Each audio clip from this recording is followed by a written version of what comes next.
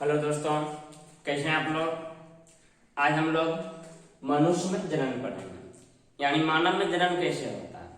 ठीक है दोस्तों, रिप्रोडक्शन इन ह्यूमन। सबसे पहले दोस्तों हम जहाँ समझेंगे जन्म क्या होता है। सबसे पहले बात हम लोग यही समझेंगे जन्म क्या होता है। मतलब पता है, हमको पता है कि आप लोग को सबको पता होगा, फिर भी हम लोग जन्म का मतलब देखेंगे। जन्म मतलब होता है अपने जैसे संतान की उत्पत्ति करना। अपने जैसे संतान की उत्पत्ति करने से क्या मतलब हो गया, जैसे हम मनुष्य हैं तो मनुष्य मनुष्य को जन्म देता है, गाय गाय को जन्म देता है, कुत्ता कुत्ता को जन्म देता है, शेर शेर को जन्म देता है। तो मतलब अपने जैसे संतान की क्या करता है, उत्पत्ति करता है। यहाँ हम लोग जो है मनुष्य के जन्म के बारे में पढ़ेंगे कि मनुष्य में आखिर जन्म कैसे होता है, मनुष्य में जन्म कब स्टार्ट होता है, इन सब चीजों के बारे में जानेंगे। ठीक है दोस्तों, तो जन्म का मतलब समझ गए, अपने जैसे संतान की उत्पत्ति करना। अब एक सवाल है, सर जनन आखिर क्यों करते हैं, मतलब बच्चा पैदा करना क्यों जरूरी है। तो दोस्तों बच्चा पैदा करना हमारे अस्तित्व को कायम रखने के लिए बच्चे को जन्म देते हैं। अब जैसे मान लीजिए हमारा आयु, हम सबका मनुष्य का एक एवरेज आयु 60 ईयर है। 60 साल के बाद तो उसका अस्तित्व खत्म हो जाएगा ना। उसका अस्तित्व यहाँ करोड़ों साल से है, अगर जब तक वो बच्चे को जन्म नहीं देगा तो उसका अस्तित्व तो बना नहीं रहेगा। इसीलिए बच्चे को जन्म देते हैं, उसके अस्तित्व को कायम करके रहे। ठीक है दोस्तों, ये बात समझ गए। अब है कि दोस्तों जन्म कब स्टार्ट होता है और जन्म की क्या सार्थकता है, मतलब जन्म में क्या क्या मतलब होता है। दोस्तों अगर हम बात करें जन्म की सार्थकता का, तो जन्म का क्या सार्थकता है, जन्म आखिर क्यों होता है, कब होता है, तो इसमें देखेंगे जनन जो होता है, जैसे मनुष्य से मनुष्य जन्म होता है, ये किसको पता है। मनुष्य से मनुष्य जन्म होगा, कुत्ता से कुत्ता को जन्म होगा, गधा से गधा को ही जन्म होगा। दोस्तों हम लोग को पता है, हम लोग जो है हर एक मतलब लिविंग थिंग्स हैं। तो हम लोग का शरीर किससे बना है, कोशिका से मिलकर बना है। शरीर कोशिका से मिलकर बना। दोस्तों कोशिका में होता है केंद्रक, कोशिका में होता है केंद्रक, केंद्रक में होता है गुणसूत्र, केंद्रक में होता है गुणसूत्र, गुणसूत्र होता है हमारा एक कह सकते हैं आप अनुवांशिक पदार्थ। गुणसूत्र जो हमारा डीएनए से मिलकर बना होता है। गुणसूत्र किससे मिलकर बना होता है, डीएनए से। डीएनए बना होता है जीन से मिलकर। डीएनए किससे मिलकर बना होता है, जीन से। तो आप लोगों को क्वेश्चन में पूछेगा अनुवांशिक इकाई क्या होगा, जीन का। जीन से हमारा डीएनए होता है, डीएनए से गुणसूत्र होता है। तो जीन से बना होता है डीएनए, डीएनए को हम लोग अनुवांशिक पदार्थ कहते हैं। अब अनुवांशिक पदार्थ का क्या मतलब, दोस्तों यही जो डीएनए है ना, इसी के अंदर सूचना भरा हुआ रहता है हम क्या है। हमारे 2 आंख होना चाहिए, 2 हाथ होना चाहिए, 2 पैर होना चाहिए, सर हमारा बाल जो है सर पर होना चाहिए। सोचिए ना, अगर एगो आंख यहाँ, एगो आंख इस कंधा पे आ जाएगा, एक कंधा पे, ऐसे ऐसे करके देखेंगे, लेकिन ऐसा नहीं होता। सर एक प्रॉपर वे में होता है, वो सूचना हमारा डीएनए में ही भरा रहता है।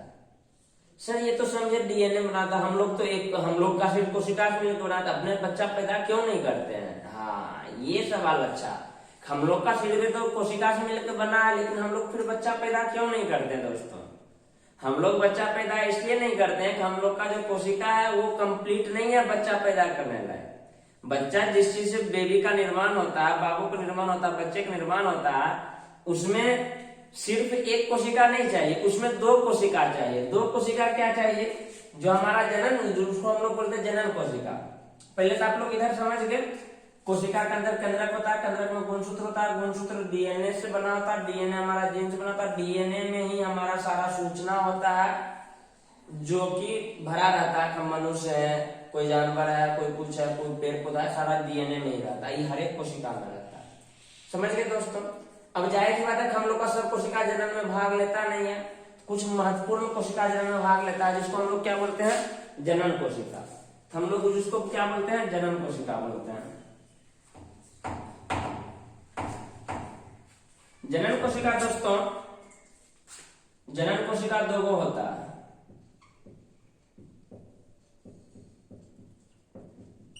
जनन कोशिका 2 होता है। एक का नाम है शुक्राणु, एक का नाम है अंडाणु।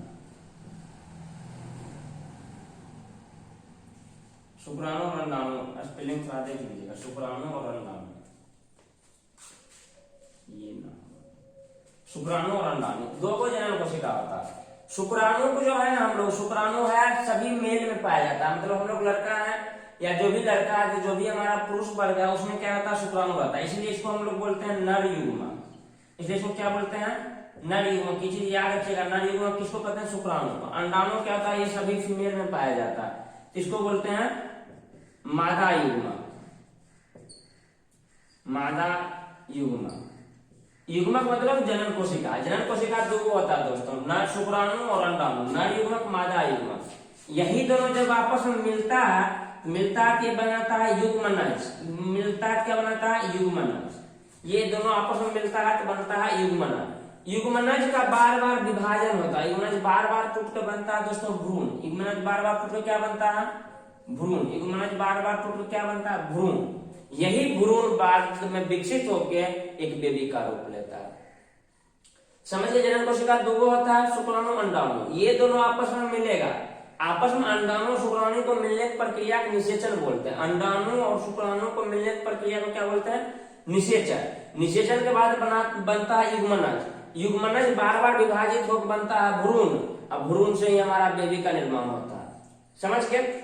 अब एक सवाल आता है, सर ठीक है नर युग्मक समझ गए, मादा युग्मक समझ गए, लेकिन आखिर ये मनुष्य में बनना कब स्टार्ट होता है? क्या 1 साल का बच्चा पैदा कर सकता है? चाहे 5 साल का बच्चा पैदा कर सकता है? तो नहीं दोस्तों, वही चीज तो हम लोग इसमें जानेंगे। आखिर शुक्राणु का अंडाणु का बनना कब स्टार्ट होता है हम लोग के शरीर में, या कोई भी चीज में शुक्राणु अंडाणु बनना कब स्टार्ट होता है? थोड़ा एक पल के लिए और सोचिए दोस्तों। थोड़ा अगर एक बात और एक्स्ट्रा नॉलेज के लिए बता दें, हर एक कोशिका में बताए थे हमारा क्या होता है, केंद्रक होता है। केंद्रक में गुणसूत्र होता है। दुनिया में जितना भी जीव है ना दोस्तों, सब में गुणसूत्र की संख्या फिक्स्ड रहती है। जितना भी जीव है सब में गुणसूत्र की संख्या कितना रहता है, फिक्स्ड रहता है। तो मनुष्य में जो रहता है, मानव में गुणसूत्र की संख्या होता है 23 जोड़ा। 23 जोड़ा बोले तो 46 पीस। ये जितना भी मानव है सब में ये गुणसूत्र की संख्या फिक्स रहता है, जो कितना रहता है, 23 जोड़ा, 46 पीस। अब दोस्तों जब ये जनन कोशिका और शुक्राणु अंडाणु में मिलता है, ये जो गुणसूत्र है ये हमारा 2n होता है। 2n मतलब होता है दोस्तों द्विगुणित। 2n मतलब होता है द्विगुणित।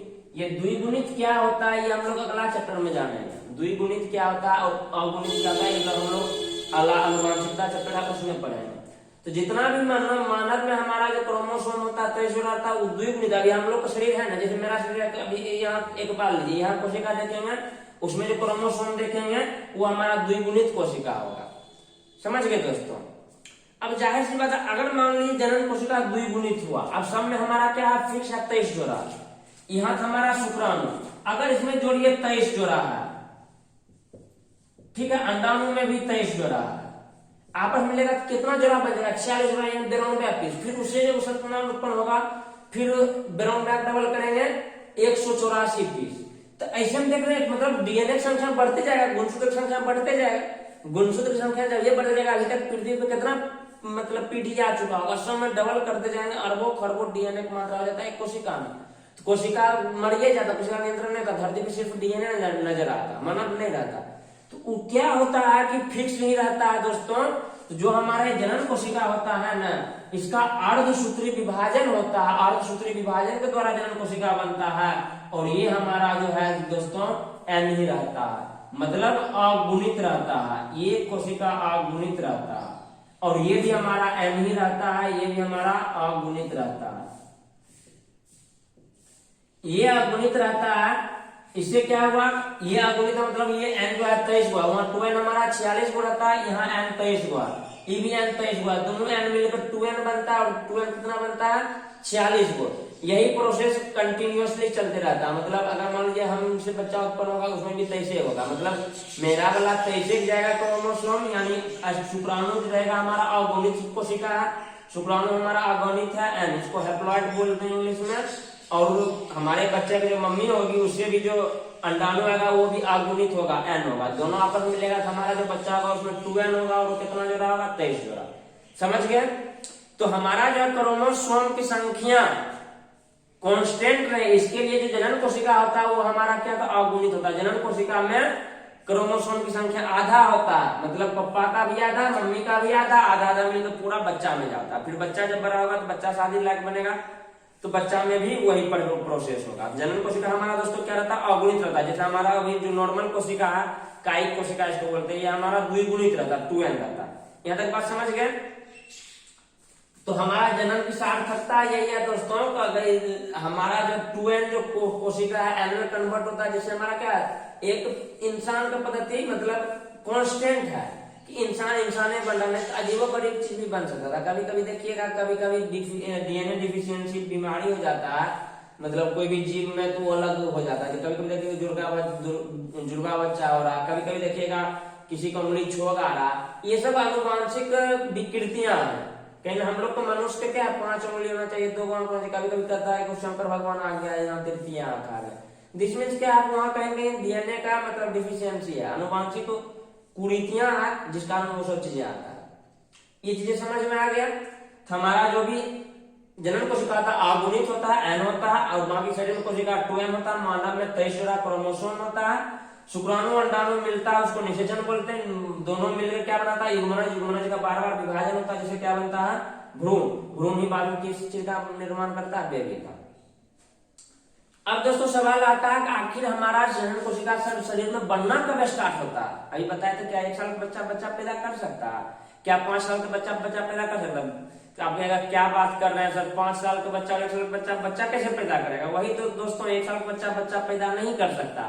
कब का बच्चा पैदा करेगा दोस्तों, उसके लिए एक आयु फिक्स है। अब हम उन चीज को देखेंगे, लड़का हो या लड़की हो, 12 साल के बाद में उसमें जनन कोशिका का निर्माण होना शुरू हो जाता है। लड़का हो या लड़की हो, 12 साल के बाद जनन कोशिका का निर्माण क्या हो जाता है, शुरू हो जाता है।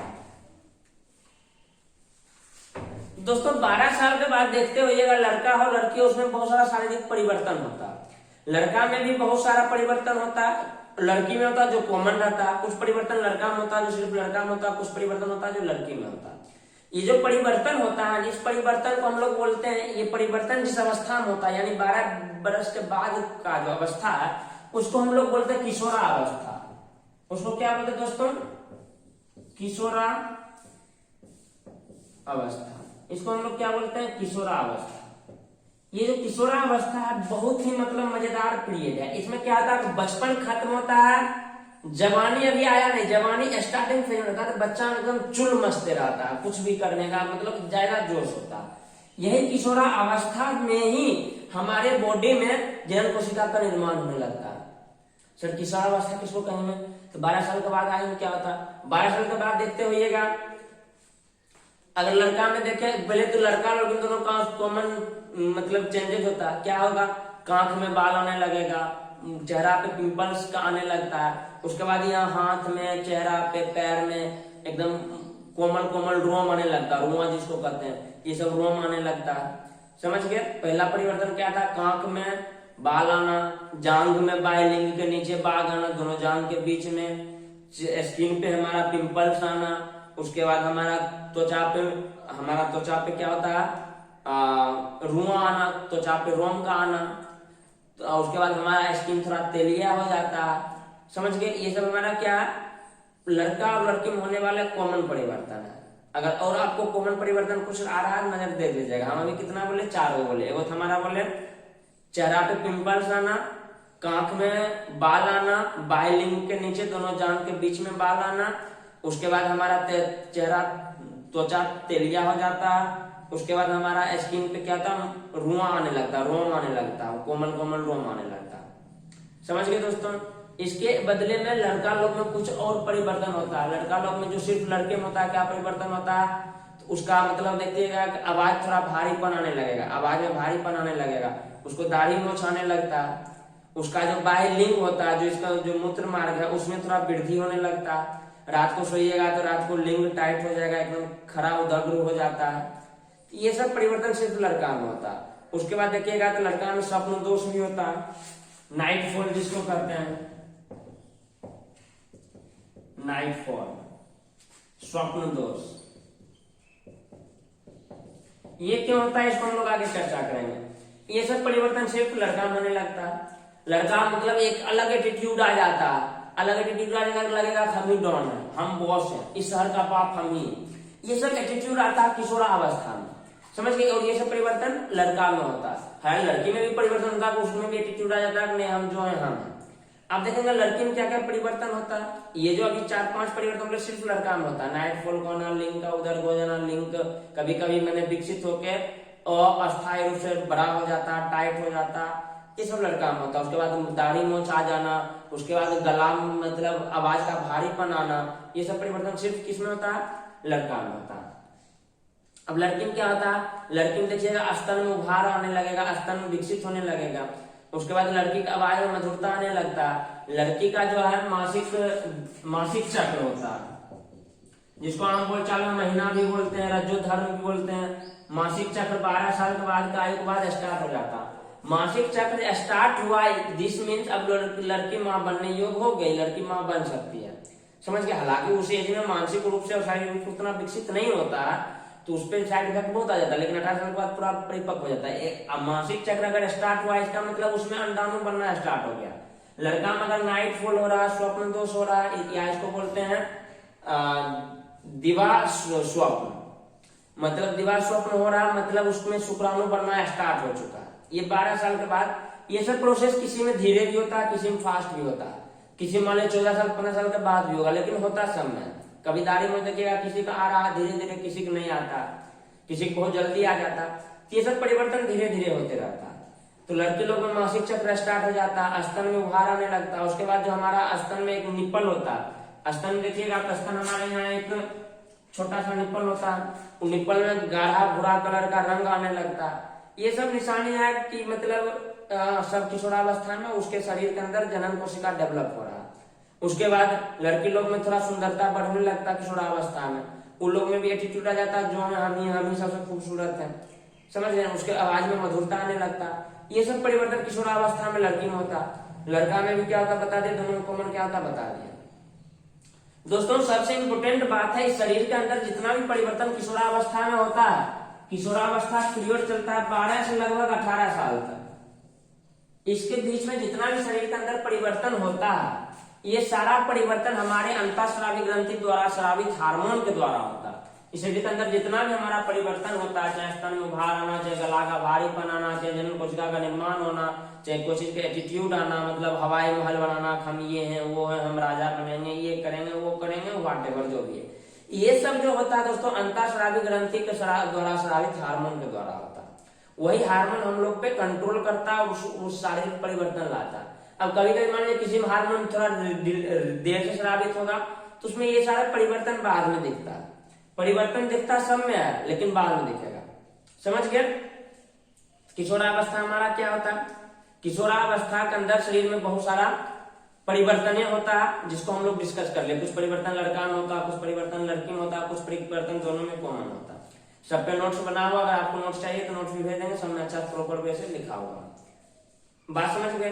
अब किशोरावस्था में दोस्तों जो भी परिवर्तन होता है, किशोरावस्था में जो भी परिवर्तन होता है उसको बोलते हैं प्यूबर्टी। किशोरावस्था में जो भी परिवर्तन होता है इस अवस्था को बोलते हैं प्यूबर्टी। प्यूबर्टी मतलब प्यूबर्टी अवस्था बोलते हैं, इसका मतलब होता है यौवन आरंभ हो जाना, यौवना आरंभ। इस अवस्था को बोलते हैं यौवना आरंभ, मतलब वो शारीरिक रूप से विकसित हो रहा, वो यंग हो रहा, उसका यौवन स्टार्ट हो रहा, जवानी उस पर स्टार्ट हो रहा, इसलिए उसको बोलते हैं यौवना आरंभ। इस सब परिवर्तन को इस अवस्था क्या बोलते हैं? प्यूबर्टी का अवस्था बोलते हैं। ठीक है दोस्तों। अब किशोरा अवस्था में हमारा क्या होगा? जनन कोशिका का निर्माण होने लगता है। लड़का में स्पर्म का निर्माण होने लगेगा। पता कैसे चलता है? नाइट फॉल जब से स्टार्ट हो रहा है या दिवा स्वप्न आ रहा, मतलब हवाई महल बना रहे हैं, एक अलग एटीट्यूड आ जाता है, उससे हमारा क्या होता है? पता चल जाता है स्पर्म का निर्माण हो गया। अगर उस समय वो लड़का किसी से के साथ भी अगर मिलन करता है, किसी के साथ भी अपना रिलेशन बनाता है, तो वो बाप बन सकता है। लड़की लोग में भी जब हमारा मासिक चक्र स्टार्ट हो जाता है, इसका मतलब उसमें अंडाणु का निर्माण होना स्टार्ट हो चुका है। मासिक चक्र क्यों होता है, नाइट फॉल क्यों होता है, ये सब चीजों को हम लोग आगे डिस्कस करेंगे। ये पूरा किशोरावस्था समझ में आ गया। लैंगिक जनन मनुष्य में क्या होता है? मनुष्य में जनन जो भी होता है लैंगिक जनन होता है। और हम लोग कौन सा प्राणी है? एक लिंगी प्राणी। प्राणी दो को होता है, वो उभयलिंगी होता है, एक लिंगी होता है। एक लिंगी मतलब जिसमें नरलिंग अलग है, मादा लिंग अलग है। दैट मीन्स लड़का अलग है, लड़की अलग है। समझ गए दोस्तों? पूरा विश्वास है, उम्मीद है कि आपको किशोरावस्था समझ में आ गया, मनुष्य में जनन क्या होता है समझ में आ गया। आगे हम लोग देखेंगे नर जनन अंग अलग, मादा जनन अंग अलग। 2 लेक्चर और लेंगे, इसमें ये समाप्त हो जाएगा। नर जनन में कौन कौन भाग होता है, कैसे होता है, बच्चा कैसे होता है, हमारा नाइट फॉल क्यों होता है, ये सब चीजों को डिस्कस करेंगे। बायोलॉजी काफी इंटरेस्टिंग सब्जेक्ट है, आपको अपने बारे में जानने को मिलेगा। यही चैप्टर बहुत नॉलेजेबल फुल है। आपको इस चीज में बहुत चीज ऐसा जानकारी मिलेगा जो आगे चल के आप गलती करिएगा वो गलती नहीं होगा। नहीं कभी कभी तो अनजाने में कुछ गलती कर लेते उसका खाने जाने को आजीवन भुगतना पड़ता। तो चैप्टर काफी नॉलेजेबल है, काफी बेहतरीन है, पढ़ने में भी काफी अच्छा लगेगा, मजा आएगा। आई होप कि आप लोग किशोरावस्था पढ़ लिए होंगे, समझ गए होंगे, और जन्म क्या होता है मनुष्य में ये समझ गए होंगे, डीएनए का क्या रोल है, गुणसूत्र का क्या रोल है, जन्म कोशिका क्या होता है, निषेचन क्या होता है, गुणज क्या होता है, युग्मक क्या होता है, ये सब चीज आप समझ गए होंगे।